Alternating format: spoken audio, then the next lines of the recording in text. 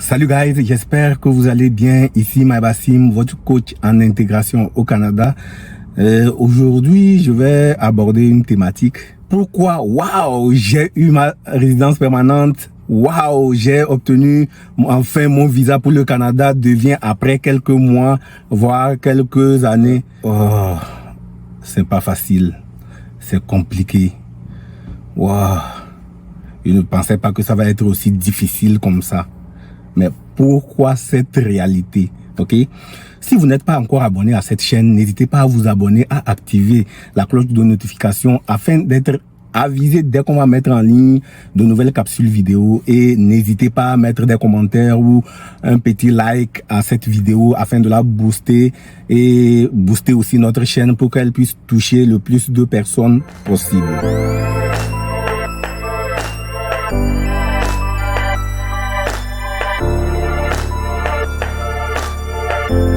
Pourquoi généralement l'enthousiasme que l'homme ressent dès qu'on reçoit son visa ou quand on obtient son statut de résident permanent s'émousse avec le temps dès qu'on arrive, ok? Pour ceux qui ont la résidence temporaire ou un permis de travail, généralement ce n'est pas le cas. Ils sont contents parce que oui, ils vont venir directement, ils savent à quoi s'en tenir, ils savent vers où ils vont aller travailler, l'entreprise pour laquelle ils vont travailler évidemment. Ils savent aussi dans quelle ville ils vont s'installer. Là, le problème ne se pose pas. La joie est immense. Par contre, pourquoi pour ceux qui ont un statut de résident permanent, c'est un défi, c'est un challenge. Je me souviens de mon cas quand j'ai obtenu ma résidence permanente en 2013 et je suis venu en 2014 pour valider ma résidence permanente. Je travaillais déjà dans mon pays et je me suis dit que oui, il fallait que je vienne valider ma résidence permanente histoire de tâter le terrain et voir si c'est possible pouvoir rester définitivement. Après 6 semaines, je peux vous dire, guys, j'étais découragé. Lors de ma procédure, j'étais en mode waouh, ça va être super, je commence une nouvelle vie au Canada.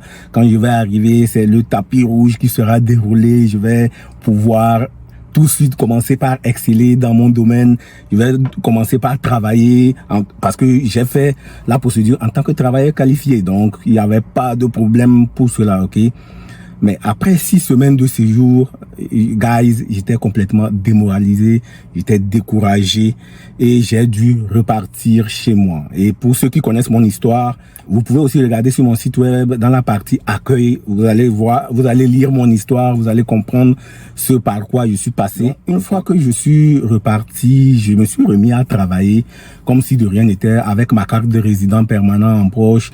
Et à chaque fois, il y avait ce projet-là qui me revenait toujours. Tu as fait ta procédure, il faut partir. Tu as fait ta procédure, il faut partir. Quand je me suis enfin décidé à partir, guys, je vous assure, j'avais reporté mon billet d'avion 3 fois.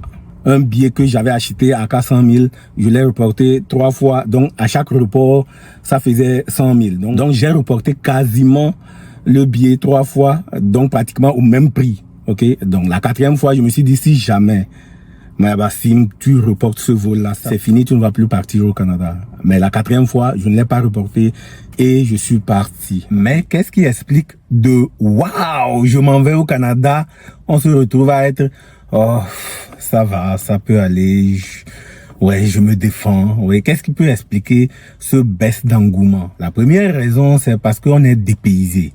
On sait d'où on vient, on a une habitude, on a une routine donnée et on connaît la famille. Vous savez, quand on est chez nous, on a facilement accès aux autres, on peut facilement rendre visite aux amis et on est dans une ambiance donnée. Quand vous allez arriver, ce n'est pas le même cas. Ça fait un changement radical. Ce n'est pas la même ambiance, ce n'est plus les mêmes réalités. Vous ne pouvez pas aller boire la bière au bord de la route, aller manger votre garba, aller manger votre porc au four ou aller manger votre viande. Vous ne pouvez pas vous balader comme il le faut. Donc, il y a premièrement ce dépaysement-là qui se fait. La deuxième chose, c'est que si vous arrivez en hiver ou quand l'hiver va arriver, vous serez vraiment frustré. Peu importe l'état d'esprit dans lequel vous serez, l'hiver, c'est quelque chose qui va vraiment vous donner un coup de pied dans le derrière.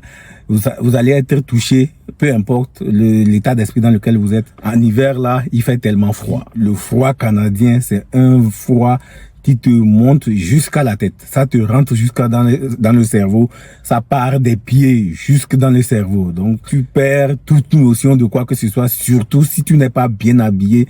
Nous qui arrivons au début, on commet l'erreur de ne pas bien s'habiller. La troisième chose, c'est qu'on stresse généralement pour l'argent, ok? Et on se demande, est-ce que l'argent que j'ai amené là, ça va me suffire? Est-ce que ça va permettre de gérer les choses? On paie des choses, on paie les loyers, on paie les abonnements, on commence déjà par dépenser. Donc du coup, on commence par se traiter par rapport à l'argent. La quatrième chose maintenant, c'est est-ce que je vais trouver rapidement un boulot? Ok, donc c'est un rapport aussi avec l'argent. Est-ce que je vais pouvoir trouver rapidement un boulot pour arrêter cette hémorragie d'argent, l'argent qui sort, ok?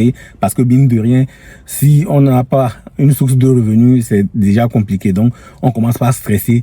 Oui, il me faut rapidement trouver un boulot. Guys, une chose est sûre, peu importe que vous soyez préparé ou pas, le stress à l'arrivée, vous allez le vivre. Vous allez le vivre parce que c'est un nouveau départ, c'est une nouvelle vie. Et la seule différence, c'est que quelqu'un qui a pris le temps de se préparer, ce stress-là sera moins long. Mais quelqu'un qui n'est pas du tout averti, quelqu'un qui ne sait pas à quoi s'attendre, comme moi, quand j'étais arrivé pour valider ma résidence permanente, guys, je peux vous dire que ça peut être long et ça peut vraiment être un choc très dur pour vous, ok? Ça peut constituer un véritable choc. C'est vrai qu'il y a beaucoup d'informations contradictoires. On ne sait pas c'est quoi la vérité, c'est quoi la réalité qui nous attend, ok? C'est d'où l'importance de prendre le temps de se préparer avant de partir. Je me souviens tout dernièrement, j'ai un de mes coachés qui est arrivé en Alberta. Avant le départ, même à la phase de la procédure, il y a eu de petits problèmes, il était stressé.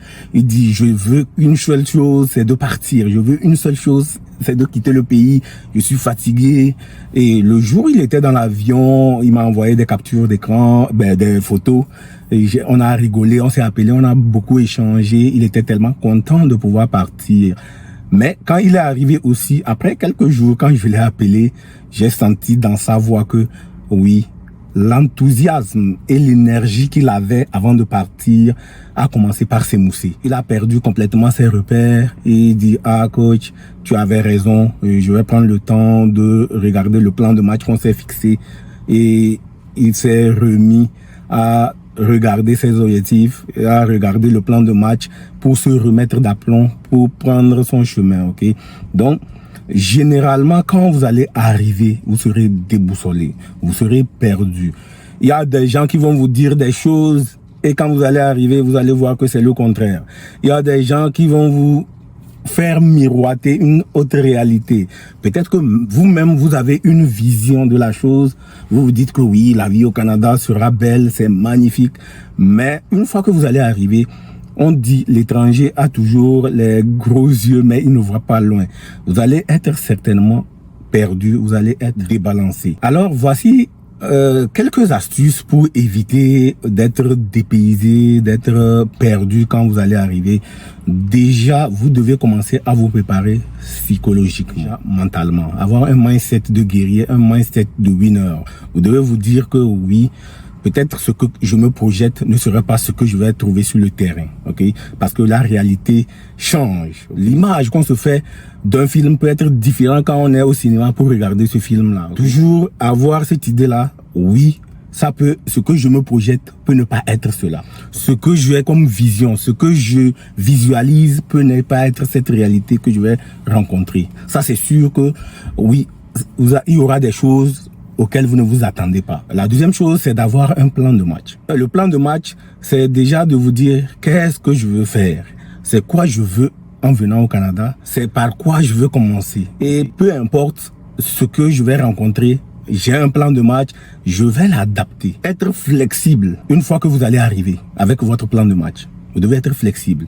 Mais quand on part, on n'a pas de plan de match, on arrive, on dit ok, on laisse tout en mode navigation, on se dit ben, quand on va arriver, on va improviser, on va essayer de regarder, tâter le terrain. Aujourd'hui, la technologie nous permet d'avoir des informations, de savoir qu'est-ce qu'il y a comme opportunité, quels sont les défis, quels sont les challenges qui puissent être évités en venant au Canada. Il y a plein d'informations sur l'immigration au Canada, sur les réalités canadiennes, et vous êtes actuellement sur la chaîne aussi. On vous partage plein de capsules aussi sur les réalités de la vie au Canada. Donc prenez le temps de regarder cela, mobiliser les ressources et maintenant regardez c'est quoi vos objectifs, parce que c'est sûr que avant d'immigrer au Canada, il y a quelque chose qui vous a motivé, il y a quelque chose qui vous a plu et vous avez un rêve, vous avez des objectifs. C'est pour cela que vous avez décidé d'immigrer au Canada. Donc vous devez inclure tous ces rêves-là, ces objectifs dans votre plan de match. Donc vous devez avoir un document dans lequel vous mettez tout ça là, parce que quand ça va chauffer, quand ça va commencer par être difficile, quand ça va commencer par devenir dur, vous allez regarder vos objectifs, vous allez regarder vos rêves et vous dire, ok, voilà ce pourquoi j'ai décidé d'immigrer. Peu importe les difficultés, comment je peux m'adapter, comment je peux essayer de m'élever au-dessus de toutes ces difficultés-là pour pouvoir avancer. Okay? La troisième chose, c'est d'avancer. Peu importe ce que vous allez faire, il n'y a rien à faire que d'avancer. Poser des actions, c'est très important. Faudrait pas que la réalité que vous avez rencontrée vous paralyse. Je me souviens qu'il y a de cela quelques années, il y a quelqu'un qui est arrivé face au choc qu'il a eu par rapport à la réalité, l'image qui s'était projetée, la personne n'a pas tenu 3 mois, elle s'est suicidée. Si d'autres arrivent à le faire, si d'autres arrivent à vivre au Canada, si d'autres arrivent à supporter cette réalité et que vous aussi, vous vous êtes engagé, vous avez décidé d'investir dans ce projet, guys, vous ne pouvez pas vous permettre de vous suicider. Vous ne pouvez pas vous permettre d'abandonner, ok? Parce que, mine de rien, vous avez un rêve, vous avez embarqué aussi des gens avec vous dans ce rêve-là et ça peut paraître difficile n'importe comment. Vous devez prendre le courage sur vous d'avancer, guys. C'est très, très important. Et une dernière chose importante sur laquelle je voudrais insister aussi, entourez-vous de personnes positives. Entourez-vous de personnes qui puissent vous motiver, qui puissent vous encourager à avancer. L'erreur que généralement les gens commettent quand ils arrivent au Canada, ils sont là toujours à regarder l'arrière-pays, ok, les amis qu'ils ont laissés pour regarder qu'est-ce qui se passe de nouveau. Moi-même, j'ai commis cette erreur-là. À chaque fois, je regardais au niveau de mon ancien boulot qui a eu la promotion, qu'est-ce qui se passe, qu'est-ce qui ne se passe pas, quelles sont les évolutions. Et dès qu'il y a une situation qui est propice ou une situation positive, ça vient te serrer le cœur. Dès qu'on te dit qu'il y a quelque chose qui ne marche pas bien, tu dis voilà, c'est les raisons pour lesquelles j'ai décidé d'immigrer et on est content, on se dit oui. Donc cet état d'esprit-là ne nous permet pas d'avancer parce que on reste toujours en arrière. C'est comme si on est encore resté au pays. Donc notre énergie est plus concentrée au pays et quand on a notre énergie qui est concentrée au pays, on n'a pas d'énergie pour avancer ici. Parce qu'à chaque fois, on fait un pas devant, 2 pas derrière. Un pas devant, 2 pas derrière. C'est tellement important pour vous de couper les ponts, en fait. Vous devez couper les ponts et consacrer toute votre énergie à ce qui se passe ici. Et pour ceux qui veulent aller loin, j'ai mis en place un programme d'accompagnement, le processus MAP, pour vous aider dans votre procédure d'intégration. Le processus MAP est axé sur 4 grands piliers. D'abord, 1, on va travailler sur votre mindset. 2, on va travailler sur votre vie de famille, les réalités familiales qui vous attendent. 3, sur la profession, ok, la carrière, ok. Est-ce que vous voulez retourner aux études? C'est quoi vous voulez avoir sur le plan professionnel? Le point 4, il y a 2 piliers dedans. Indépendance financière et comment payer moins d'impôts, ok. Donc, dans le pilier 4, on a vraiment 2 aspects. Comment gagner et comment éviter de dépenser, en fait, ok. Donc, pour ceux qui sont intéressés, dans les jours à venir, on va commencer par présenter le processus MAP, on va présenter le contenu, on va partager aussi le plan de cours. Donc, si vous êtes intéressé à aller loin, si vous êtes en voie d'arriver au Canada et vous pensez que ce programme d'accompagnement-là peut vous aider, peut vous permettre de faciliter votre intégration au Canada, n'hésitez pas à prendre un rendez-vous. On va s'appeler et valider si le programme est fait pour vous. Vous allez embarquer et vous allez voir, le contenu est assez simple. Les capsules vidéo aussi sont bien détaillées. Vous allez voir ça. Ça va beaucoup vous aider. Donc, comme je le dis, dans les jours à venir, on va partager beaucoup d'informations sur le processus MAP. Donc, restez scotchés, ok? Restez scotchés. Vous allez connaître le contenu de ce programme-là et certainement, ça va beaucoup vous aider. Guys, je suis curieux de savoir quelle est votre opinion par rapport à la thématique que je viens d'aborder dans cette capsule vidéo. Et si vous n'avez pas encore téléchargé mon guide PDF, les 7 clés pour réussir votre intégration au Canada, n'hésitez pas à télécharger ce guide. Allez-y tout simplement sur mon site web mayabassimdiao.ca, entrez votre courriel, votre nom et vous le téléchargez. Il va certainement vous aider. Et en attendant notre prochaine capsule vidéo, soyez reconnaissants et reconnaissantes pour la vie. Soyez fiers de faire partie de ceux qui veulent changer leur vie en venant au Canada avec toute ma gratitude. Merci beaucoup.